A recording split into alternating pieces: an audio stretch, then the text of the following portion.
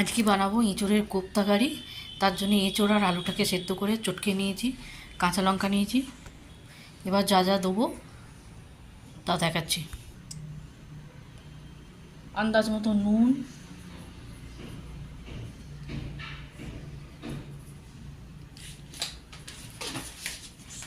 সামান্য একটু নুন দেবো, জাস্ট নুন দেওয়ার দরকার নেই, মানে নুন বলছি, এটা হলুদ দেবো। হচ্ছে একটু বেসন, বাঁধনের জন্য একটু বেসন দেবো।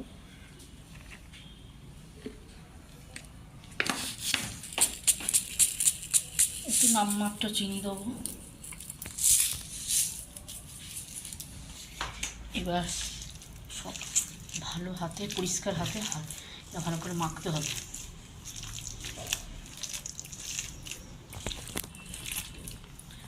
একটু শক্ত শক্ত করে মাখতে হবে।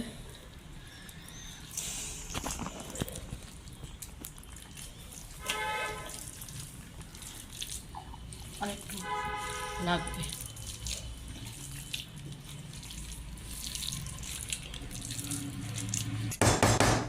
এটা হচ্ছে ভাজা মশলা।